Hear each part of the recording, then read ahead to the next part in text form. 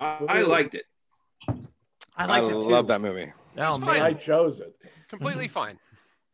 Completely fine. Here we go again. That was fine. I thought for What? It wasn't great. It wasn't 1960 terrible. It was completely fine. It was an eminently watchable film. It was a genre movie made by the French at the same time that they were developing the new wave. I thought the extra mile, you know? Yeah. It didn't feel anything like the movies that rolled in right behind it. Yeah. I might say it wrong, but Alain Delon is the most beautiful human being. Oh my God, ever he's gorgeous. His feet walked are on beautiful. the face of the earth. Dude. Literally.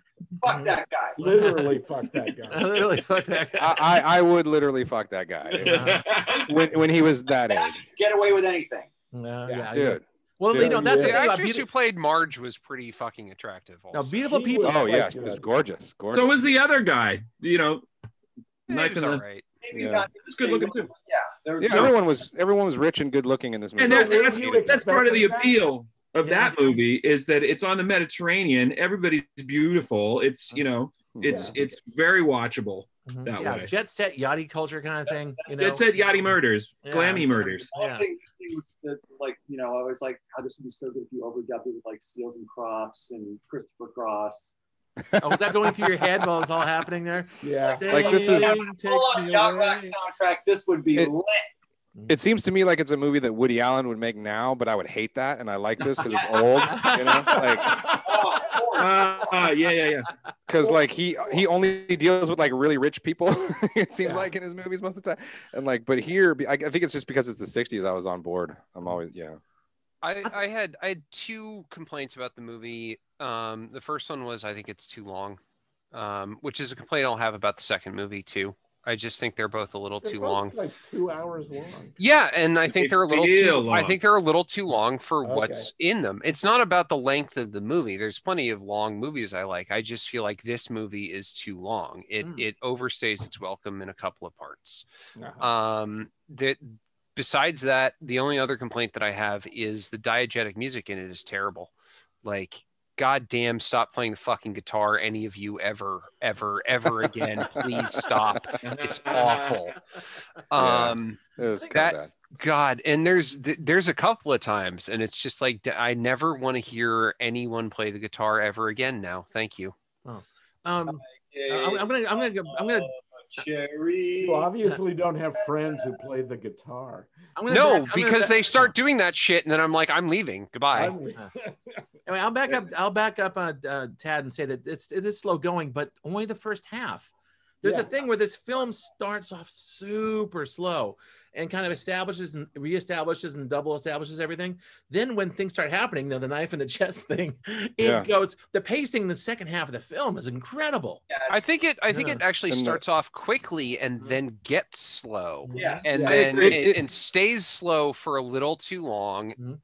And then comes back up. Well, yeah, there's the Dolce Vita opening where they're just like fucking around and just hedonizing all over Rome. Hedonizing all over the place. That's the thing. There's nothing much happening.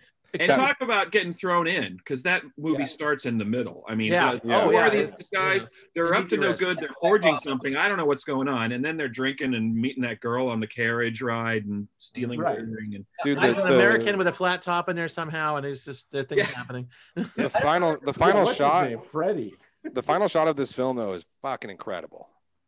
The fucking body being dragged. The reveal. Yes. Oh, wow. Yeah, that was beautiful. That worked. That's one reason I was so pleased with this film, is that worked so well for me, because the moment I realized what we were about to see, it was just, the timing was great. He's inspecting the boat and I'm like, oh fuck, the body, and boom, the body. And and her scream and then the cut back to Tom, like it was just perfect. Like he's sipping on that little drink and it's like this is coming. Oh shit. That's great. It's a great ending. Really does a lot to improve your opinion of a movie. None of you, I didn't see. I don't remember the remake because I don't think I watched it the one time, like right when it came out. But did it do a better job? Kind of like, basically, this guy turns into a psychopath like within moments. No, he's supposed to be. I don't feel like there was any. He always was. No, yeah, I think he always was. There's the part where he's talking about like, since I haven't seen you since your 15th birthday and all this other stuff, and then they're talking about it later, and he's like, no, he's lying. I never. Yeah, he's like, I've never met this guy guy before in my life. Right. But that's the same as, I mean, the remake that who's the guy? Anthony Minghella did it. Yeah, Damon. No, but I mean, who plays Ripley? Matt Damon. Matt Damon. Damon, yeah. But it's also it's one of the best Jude Law performances. He plays they call him Dickie, but it's Philippe in this one. But no, I'm a big fan of the second one because the second one came out when I was starting to really get into movies, and I've seen it like 4 or 5 times. It's really great. I like this one better, but it's different. Like they explore. I've never read the novel, so I don't know which one is more accurate. But there's a lot more. There's things that this film does not include that the Talented Mr. Ripley does include. But I'm a big fan of it. I recommend Chris checking it out again because it's and Jude Law. I want to watch it again now after I've seen this. For sure. Might as well see it, period, because I never saw it. So there's it's really good. Jude Law will blow you guys away. He's just he's like a magnet. He's just, you can't take your eyes off him. And it's a good film. I want to pick up some honest to God European film symbolism in this. When the part before the murder happens, where they're going, our protagonist Tom, right, is going through his friend's stuff, and he sees those white boater shoes with the half soles, and he's like, you can see the avarice a little bit. It's like, those are nice. And then later on, he puts them on, and there's a symbol. It's like he wants to be him, he becomes him, but his shoes are impractical too. It's like they're slippers. Right. And they're not sufficient for the later on. Yeah, exactly. Freddie mentions that it's like, oh, you're wearing his shoes, or he has shoes I know. Yeah. And then it's like, oh wait, you're wearing his shirt because it's monogrammed. Yeah, exactly. I know, it's nuts.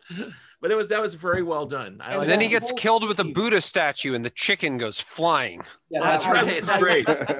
Then he eats the chicken. Eats the chicken, and he looks delicious. Every time he kills someone, he immediately goes and has something to eat. Yes. I did not notice that. Yeah. When he kills him, remember when he finally gets back out of the water, he goes and he grabs like a grapefruit, or like an apple. Yeah. Below deck when he changes his shirt. On it. He just whoa. Yeah.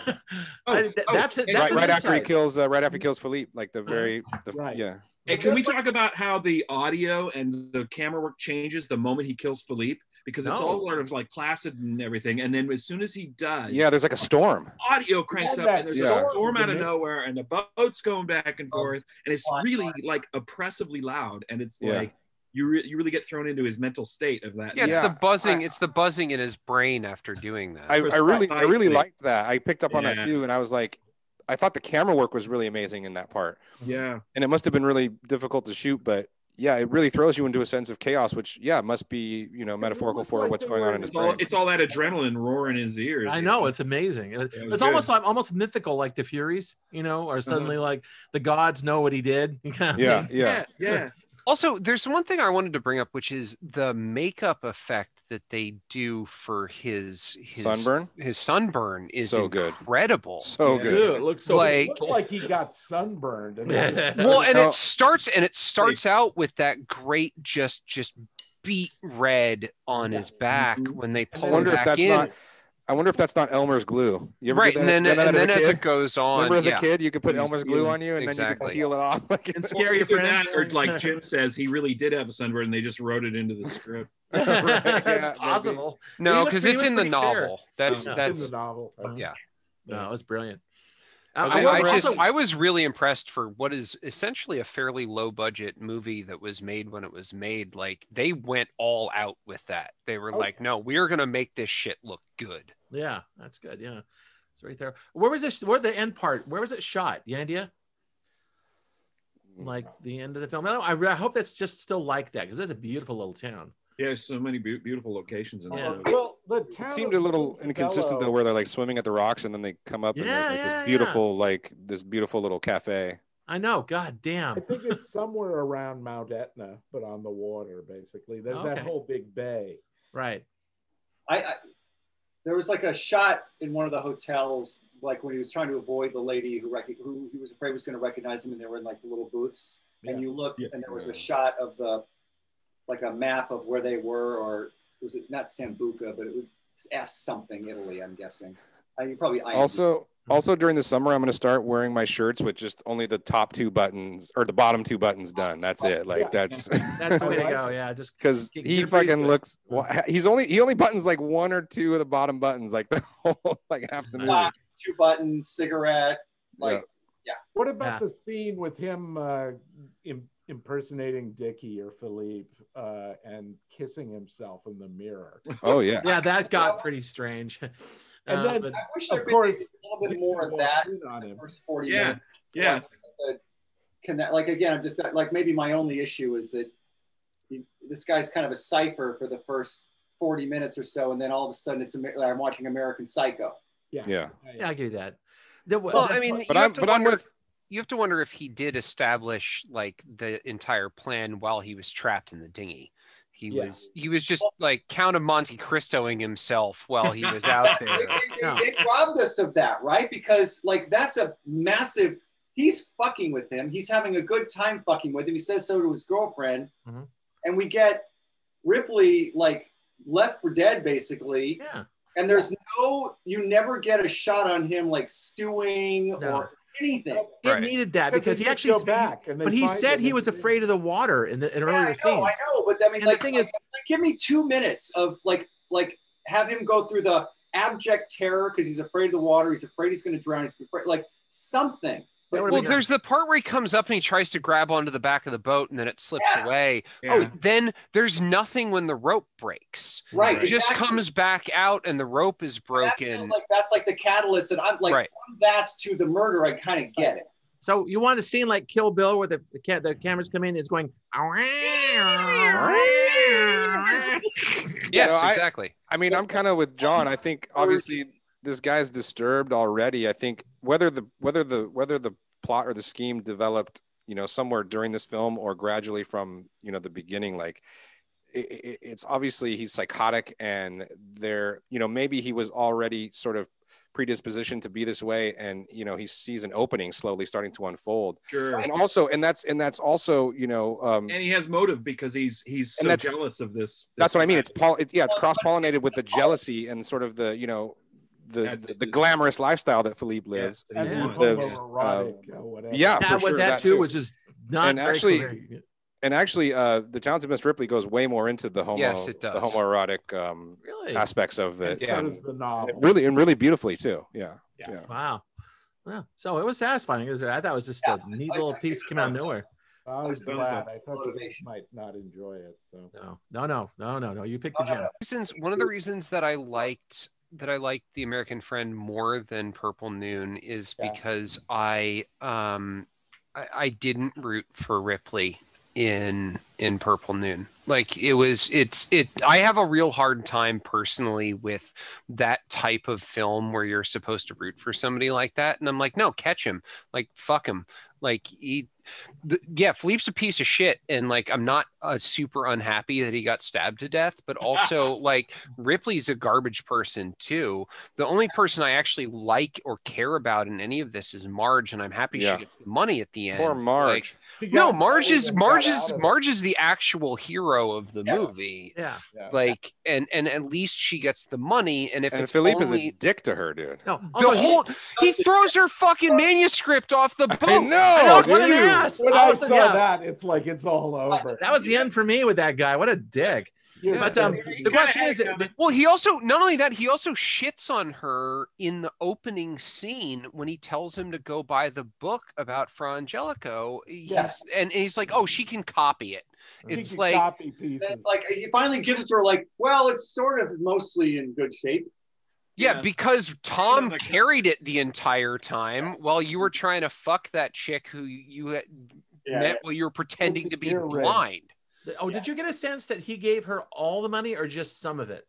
I mean, that's all the money. They didn't tell because the bills were the size of like, I don't know, sleeping bags or whatever they were. Yeah, that was large. The money, gigantic like 8.5 by 11. Yeah, I know. Pieces of money. He probably printed, but I got the sense that he gave her some, but not all. It seemed like quite a bit that he was taking. I couldn't get a sense of that. Maybe it's not all of it, but she got a boatload of money out of it. And the boat. And a boat. Remember, this is 1960, and with the current, it was like about 10 grand. No, the hyperinflation was hysterical. How much is this espresso? Oh, it's 10,000 lira. Like, okay.